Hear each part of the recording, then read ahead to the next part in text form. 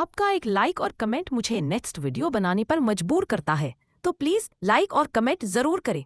और अगर आप चैनल पर नए हैं तो चैनल को सब्सक्राइब करना ना भूल और साथ ही बेल आइकन को प्रेस करके नोटिफिकेशन को ऑल पर सेट करें ताकि आपको हर वीडियो का नोटिफिकेशन मिलता रहे जैसे ही हम एक नया वीडियो अपलोड करते हैं।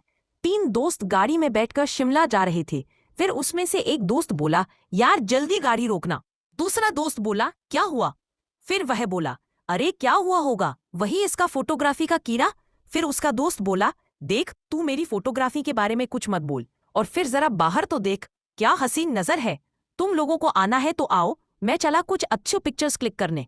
फिर उसका एक दोस्त बोला, हाँ ठीक है लेकिन जल्दी आना, हम यही इंतजार करेंगे तुम्हारा। वह गाड़ी से उतरकर अपने कैमरे में उस वादी के नज़ारों को कैद करने में मशहूर हो गया। बहुत ही सुहाना मौसम था। उसे वक्त मनाली में हल्की हल्की बर्फबारी भी शुरू हो चुकी थी। वह अपने काम में इतना खोया हुआ था कि उसे पता ही नहीं चला कि वो कब गाड़ से दूर निकल आया। तभी तस्वीर लेते हुए अचानक उसे वो दिखाई पड़ी। वह रोड के दूसरी तरफ खड़ी थी, खाई की ओर चेहरा। यूं एक लड़की का इस तरह खड़े होना कोई अनोखी बात नहीं थी, लेकिन फिर भी वह अपना ध्यान उससे पर से हटा नहीं पाया। वह नहीं हिल रहे थे और ऐसा लग रहा था कि कोई शक्ति से वहां खड़े रहने की सजा दे दिया हो। वह अपने ख्यालों में इतनी गुम थी कि उसे पता ही नहीं चला कि कब उसकी बगल वाले पेड़ में उखड़ना शुरू कर दिया और फिर अचानक से किसी ने उसका हाथ पकड़कर अपनी तरफ खींच लिया। गिरा एक पल के लिए, जैसे वहां सन्नाटा पसर गया। उसे एहसास ही नहीं हुआ कि कब उसने लड़की का हाथ अपनी ओर खींचा और अब वो उसके सीने से लगी हुई थी। वह सहम गया था इस डर से कि अगर उसने अपना हाथ ना बढ़ाया होता तो वो लड़की इस वक्त खाई में होती। उस लड़की ने एक पल के लिए खुद को देखा और फिर उन आंखों में इस बात का जरा भी खौफ नहीं था कि अभी कुछ देर पहले उसकी जान भी जा सकती थी। डर की जगह उन आंखों में उसे एक दर्द दिखाई दिया। एक गहरा उदास पूछा, आप ठीक तो है? वह बोली, हाँ, मुझे पता ही नहीं चला कब वो पेड़ गिरा मेरी जान बचाने के लिए। शुक्रिया। इतना कहकर वह मुड़कर जाने लगी। उसने उसे रोकना चाहा, शायद पूछना चाहता था कि आखिर कोई अपनी जान के लिए इतना लापरवाह कैसे हो सकता है, लेकिन कैसे पूछता? वह थी तो उसके लिए एक अजनबी। तभी उसकी नज़र जमीन पर गिरे कागज पर पड़ी। वह कागज शायद उस लड़की के पास से गिरा था। वहां उसने वह कागज उठाकर खोला। तभी उसका दोस्त अनंत चिल्लाने लगा, अरे विशाल, क्या हुआ था? तो ठीक तो है ना? हमने वहां से कुछ गिरने का शोर सुना।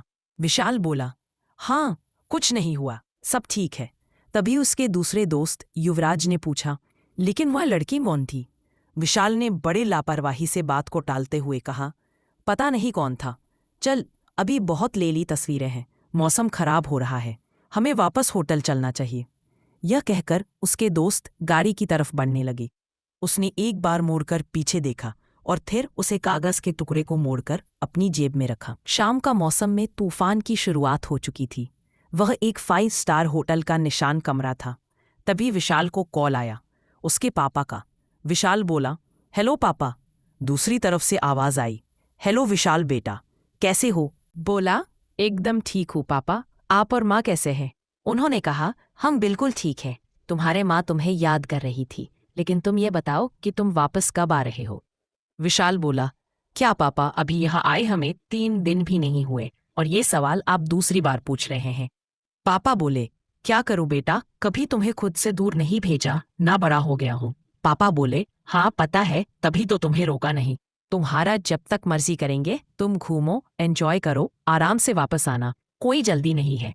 विशाल आया तो था यहाँ एक मुसाफिर बनकर, लेकिन उसे ये नहीं पता था कि किस्मत उसे उसकी जिंदगी की हकीकत से रूबरू करवाने वाली थी। इधर लड़की की जिंदगी कुछ ऐसी थी।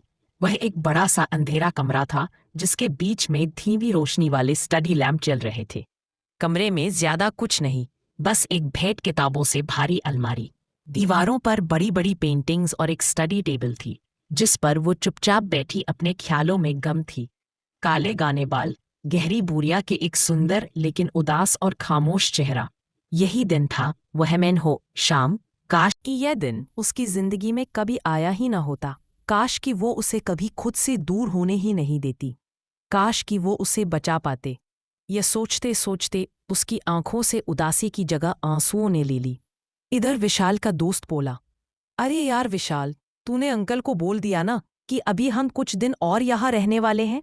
विशाल बोला, हाँ, मेरी बात हो गई है उनसे। उन्होंने कहा है कि जब तक हमारा मर्जी करेंगे हम यहाँ रह सकते हैं। उसका दोस्त बोला, बढ़िया, अब हम लोग सोना चाहिए। विशाल बोला, नहीं यार, तुम लोग सो जाओ, अभी मैं अपने आज की पिक्चर्स का कलेक्शन चेक करूंगा। उसके दोस्तों ने कहा, ठीक है, जैसी तेरी मर्जी। अनंत और युवराज के कमरे से जाने के बाद विशाल ने अपना कैमरा उठाया और बेड पर आराम से पसरकर क्लिक की हुई तस्वीरें देखने लगा। तस्वीरें को स्वाइप करते हुए उसके सामने उसे लड़की की तस्वीर ए पहुंची। गहरे काले लंबे बाल और ब्लैक कलर का वॉर, जो उसने ब्लू कलर की जीन्स के साथ डाला हुआ था। इससे ज्यादा उसे तस्वीर में और कुछ नहीं दिखा। उससे जुड़ा तभी अचानक एक ख्याल उसके दिमाग में आया और उसने फटाफट उठकर अलमारी से अपनी जैकेट निकाली। सुबह उसने पहनी थी और फिर उसकी जेब में कुछ ढूंढने लगा और आखिर वह मिल गया, वो कागज का टुकड़ा जो सुबह उसे लड़की के पास से गिरा था। उसने वह कागज खोलकर देखा, उस पर एक बहुत ही प्यारी शायरी जैसी कविता लिखी हुई थी जो तेरा साया किसी जिस्म से सहन जाए तो मुझे याद करना, जो तेरी नींद आधी रात में ही उड़ जाए तो मुझे याद करना, जो तेरे हालात कभी तेरी समझ में ना आए तो मुझे याद करना, जो भीड़ में भी तेरी तन्हाई तुझे सताए तो मुझे याद करना, जो तेरी रूह का परिंदा आसमान में भी छटपटाए तो मुझे याद करना, जो तेरी ख्वाहिशों का चिराग कभी डगमगाए तो मुझे याद करना, जो तेरी अपनी परछाई भी तुझे अधूरा छोड़ जाए तो मुझे याद करना। मैं तो हूँ तेरे आसपास, बेशक ये तुझे नजर ना आए, पर फिर भी अगर मेरी कमी तुझे रुला दे तो मुझे याद करना, मुझे याद करना। शायरी के बाद सबसे नीचे लड़की का नाम लिखा था, मायरा। मायरा को अचानक ऐसा लगा जैसे किसी ने उसे पुकारा हो। उसने नज़र उठाकर इधर उधर देखा, कमरे में कोई नहीं था। क्या ये उसकी आवाज़ थी? नहीं, ये नहीं हो सकता, वो तो जा चुका था हमेशा के लिए। लेकिन ये एहसास ऐसा क्यों लग रहा था कि वो यही आसपास है? उसने सोचते हुए खिड़की के पास जाकर देखा, वहां बस दूर तक फैला हुआ अंधेरा था और तेज चलती हवाएं जो उसे तूफान से कम नहीं लग रही थी, जो उसकी जिंदगी में आया था। तभी किसी ने उसके कंधे पर हाथ रखा। कितना खुश होगी खुद को, 2 साल हो गए हैं उसे गए हुए और तुम आज भी उस दिन से आगे बढ़ ही नहीं पाई।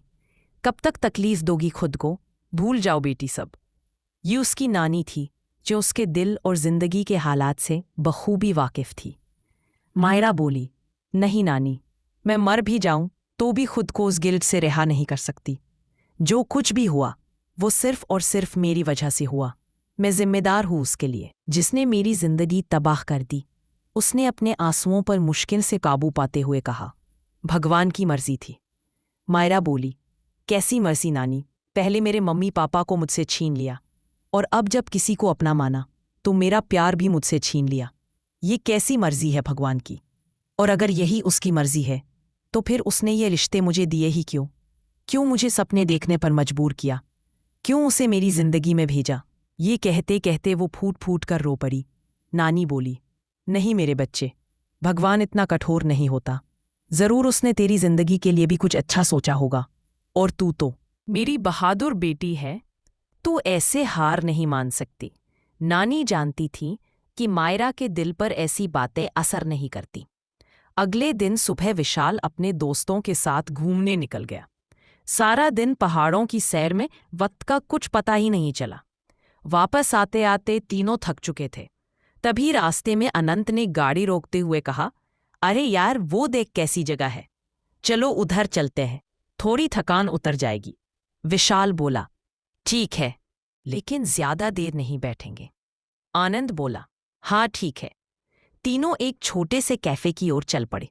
वो वही रास्ता था जहां कल विशाल को वो लड़की दिखाई दी थी। तीनों जाकर एक टेबल पर बैठ गए। थोड़ी देर बाद एक वेटर आया और बोला, जी सर, क्या चाहिए? युवराज ने ऑर्डर दिया, 3 कॉफी। विशाल इधर उधर नजरें घुमाने लगा। वो लकड़ी से बना हुआ विंटेज लुक वाला छोटा मगर खूबसूरत कैफे था, जिसकी पिछली तरफ से बर्फीले पहाड़ों का नजारा दिखता था। तभी उसकी नजर पीछे की टेबल पर पड़ी। वो वही थी, मायरा। उसके दिल में जैसे बिजली दौड़ गई। क्या ये वही है? कल ही तो मिली थी। ये इत्तेफाक नहीं हो सकता। अनंत ने चुटकी बजाई। ओए, तू कहाँ खो गया? विशाल बोला। कुछ नहीं, मैं अभी आया। वो टेबल से उठकर सीधा उसकी तरफ बढ़ गया। वेटर से पूछा, काका, वो लड़की कौन है? काका बोला, वो बिटिया तो सालों से रोज आती है, कुछ बोलती नहीं, बस चुपचाप खिड़की के पास बैठकर कुछ लिखती रहती है। विशाल बोला, ठीक है, धन्यवाद। वो लास्ट टेबल तक पहुंचा। मायरा ने सर उठाकर देखा। विशाल बोला, पहचाना? हम कल मिले थे, तुम पर पेड़ गिरने वाला था। मायरा बोली, मैंने कल के लिए आपको शुक्रिया बोल दिया था, और अगर वो कम था तो फिर से थैंक यू। विशाल बोला, नहीं नहीं, थैंक यू की बात नहीं, मैं तो ये देने आया हूं। उसने कागज का टुकड़ा उसकी तरफ बढ़ाया। मायरा बोली, ये आपको कहाँ से मिला? विशाल बोला, वहीं से जहां आप मिली थी, कल गिर गया था शायद। मायरा बोली, शुक्रिया, ये मेरे लिए बहुत जरूरी था। वो जैसे उसकी कोई बड़ी पूंजी थी। विशाल बैठते हुए बोला, अरे शुक्रिया कैसा, मैंने तो बस किसी की चीज उसे लौटाई है, वैसे मेरा नाम विशाल है।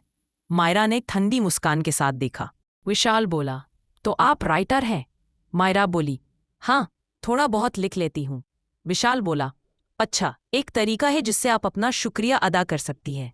मायरा बोली, कौन सा तरीका? विशाल बोला, आप रोज यहां आती हैं तो मुझे अपने कलेक्शन की एक किताब रोज दे दीजिए, मैं पढ़कर अगले दिन लौटा दूंगा।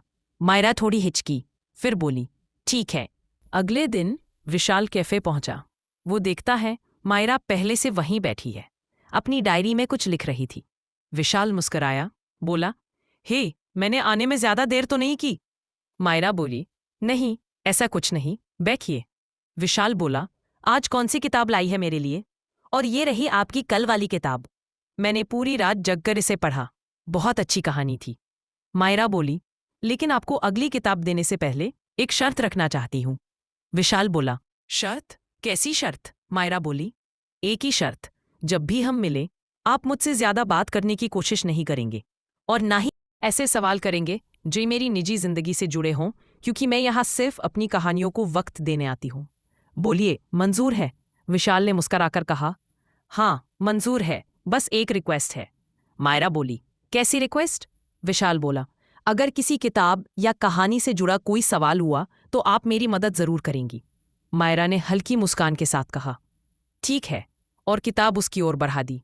यूं ही दोनों की मुलाकातें बढ़ने लगीं।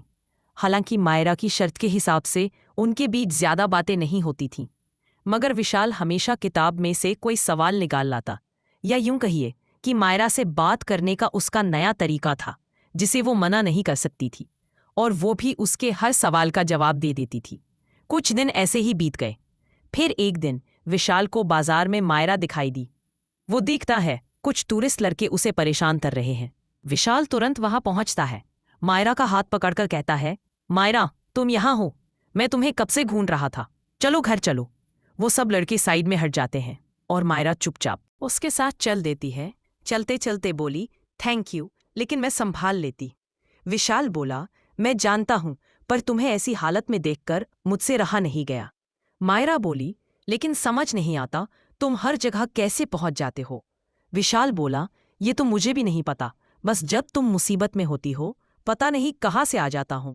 ये सुनकर मायरा अनायास हंस पड़ी। वो पहली बार इतनी खुलकर हंसी थी, और शायद बहुत सालों बाद उसके चेहरे पर वो मुस्कान लौटी थी। विशाल बोला, अब तो सच में आप मुझ पर एहसान कर दीजिए। मायरा बोली, कैसा एहसान? विशाल बोला, घर का खाना खाए बहुत दिन हो गए, अगर आप अपने हाथ का कुछ खिला दें। मायरा बोली, ठीक है, घर चलिए, मेरी नानी मम्मी बहुत अच्छा खाना बनाती हैं। घर पहुंचने पर नानी बोली, कौन आया है मायरा? मायरा बोली, नानी, ये विशाल हैं जिनसे मैंने बताया था। नानी बोली, अच्छा अच्छा, वही जिसे किताबें पढ़ने का शौक है। फिर मुस्कुराते हुए बोली, लड़की तो तुझे घर तक ले आई, ये तो बड़ा कमाल है। मायरा बोली, नानी, आप पहले कुछ बना दीजिए, हम बात करते हैं। नानी बोली, अच्छा ठीक है। खाना खाने के बाद विशाल चला गया। मायरा अपने कमरे में गई। उसने बिस्तर के नीचे से एक बॉक्स निकाला जिसमें एक खूबसूरत गिटार रखा था। उसने उसे प्यार से सहलाया। उसकी आंखें नम हो गईं, क्योंकि उसे याद आया कभी वो भी तो संगीत से कितना प्यार करती थी। वक्त बीतता गया, अब उनके बीच नज़दीकियां बढ़ने लगीं। विशाल रोज आता और मायरा अब मुस्कुराने लगी थी। फिर एक दिन, जैसे हर रोज की तरह वो दोनों कैफे में बैठे थे, मायरा अपनी नई कहानी का क्लाइमैक्स लिख रही थी और विशाल किताब पढ़ने का नाटक कर रहा था, लेकिन नजरें बस मायरा पर थीं। तभी विशाल का मोबाइल बजा। अनंत का कॉल था। यार विशाल, कितनी देर लगेगी? हम बाहर इंतजार कर रहे हैं। विशाल बोला, हाँ आता हूं, कहकर वो उठ गया। बोला, मायरा मैं चलता हूं, कल मिलते हैं। ठीक है, मायरा ने जवाब दिया। विशाल चला गया, पर अपना कैमरा वहीं भूल गया। मायरा ने कैमरा उठाया और देने के लिए बाहर भागी। वो पार्किंग में पहुंची, जहां विशाल अपने दोस्तों से बात कर रहा था। अनंत बोला, यार तू उसे इतना पसंद करता है तो बता देना उसे। युवराज बोला, हाँ इतना मत सोच, इतने हैंडसम लड़के को कौन मना करेगा। विशाल बोला, नहीं यार, अभी वक्त नहीं है। तभी उन दोनों ने चुप्पी साध ली और इशारों में पीछे देखने को कहा। विशाल ने जैसे ही पीछे मुड़ा, वो वहीं थी, मायरा। उसकी आंखों में गुस्सा था, चेहरा लाल था। वो बोली, चुप, एकदम चुप। मेरे बारे में ऐसा सोच भी कैसे सकते हो? मैंने तुम्हें अपना दोस्त समझा था, और तुम। मेरी जिंदगी में प्यार के लिए कोई जगह नहीं है, और आज के बाद तुमसे कभी नहीं मिलना चाहती। उसने कैमरा उसके हाथ में थमाया और चली गई। विशाल पीछे से चिल्लाया, मायरा मेरी बात तो सुनो। पर वो नहीं रुकी, सिर्फ हवा चलती रही, ठंडी और भारी, जैसे दोनों की जिंदगी वहीं रुक गई हो। और फिर आवाज आई, आगे की कहानी मैं अगले वीडियो में बताऊंगा।